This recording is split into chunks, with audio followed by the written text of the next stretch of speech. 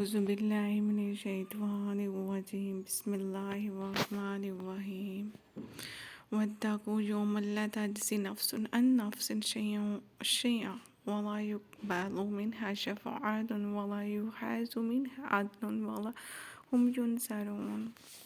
یہاں سے بنی اسرائیل پر کیے جانے والے انعامات، انہیں دی جانے والی فضیلت کی تفصیل شروع ہوتی ہے۔ تبری نے ابن عباس رضی اللہ تعالیٰ عنہ سے نقل فرمایا ہے کہ فرعون اور اس کے درباریوں نے باہمی مشورہ کیا کہ بنی اسرائیل کا کہنا ہے کہ اللہ تعالیٰ نے ابراہیم علیہ السلام سے وعدہ کیا تھا ان کی اولاد میں انبیاء اور بادشاہ پیدا فرمائے گا، تو انہوں نے مشورے سے متفقہ فیصلہ یہ کیا کہ ایسے آدمی مقرر کیے جائیں گے جن کے پاس چھریاں ہوں اور وہ بنی اسرائیل میں چکر لگاتے رہیں، یہاں کوئی نو مولود لڑکا ملے اسے ذبح کر دیں۔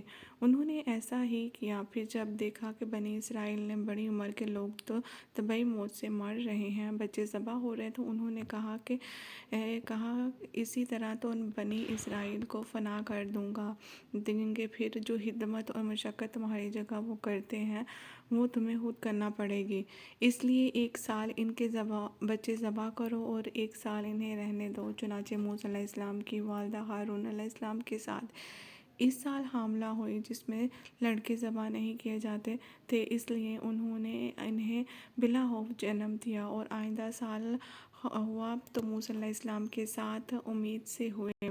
غالب گمان یہ ہے کہ ابن عباس رضی اللہ تعالیٰ عنہ کا یہ قول اسرائیلی روایت سے ہوا، مگر ابن عباس رضی اللہ تعالیٰ عنہ تک اس کی سند ٹھیک ہے اور ہم اسے سچا کہتے ہیں، جھوٹا نہ جھوٹا۔ عام طور پر یہاں فرعون کے خواب کا ذکر کیا جاتا ہے کہ اس نے دیکھا کہ بنی اسرائیل کا ایک شخص اس کی سلطنت ختم کرنے کا باعث ہوگا، اس لیے اس نے لڑکوں کو قتل کرنے کا حکم دیا، مگر اس کی کچھ حقیقت نہیں ہے۔ قرین قیاس یہی ہے کہ فرعون نے بنی اسرائیل کی کثرت تعداد کی صورت میں اس کے غالب سے خائف ہو کر یہ ظلم اختیار کیا جاتا کہ آج کل بھی دنیا بھر کے کفار مسلمانوں کی آبادی بڑھانے سے سخت خائف ہیں اور لالچ اور دھمکی ہر طریقے سے ان کی آبادی روکنے کی کوشش کر رہے ہیں۔ یہ واقعہ عاشوراء کے 10 محرم کے دن پیش آیا۔ ابن عباس رضی اللہ تعالیٰ عنہ فرماتے ہیں کہ نبی صلی اللہ علیہ وآلہ وسلم مدینے میں تشریف لائے تو یہودیوں کو دیکھا عاشوراء کا روزہ رکھتے ہیں۔ آپ نے پوچھا یہ کیا ہے؟ انہوں نے کہا یہ عظیم دن ہے، اس دن اللہ تعالیٰ نے بنی اسرائیل کو ان کے دشمن سے نجات دی، تو موسیٰ علیہ السلام نے اس کا روزہ رکھا۔ آپ نے فرمایا میں تم سے زیادہ موسیٰ علیہ السلام پر حق رکھتا ہوں، چنانچہ آپ نے اس دن کا روزہ رکھا اور اس روزے کا حکم دیا۔ پھر رمضان کے روزے فرض ہونے پر عاشوراء کا روزہ نفلی قرار دیا گیا۔ وفات سے پہلے آپ نے فرمایا آئندہ سال میں زندہ رہوں تو 9 محرم کا روزہ رکھوں گا، مگر آپ اس سے پہلے فوت ہو گئے۔ باب تفصیل کی وجہ بری طرح ذبح کرتے تھے۔ ترجمہ کیا جاتا ہے کہ امتحان اور آزمائش ہوا مصیبت کے ساتھ ہو یا انعام کے ساتھ ہو، فی ذالکم من، یہ اشارہ ذبح کی طرف بھی ہو سکتا ہے اور نجات کی طرف بھی۔ ذبح کیا جانا مصیبت تھی اور نجات انعام تھا۔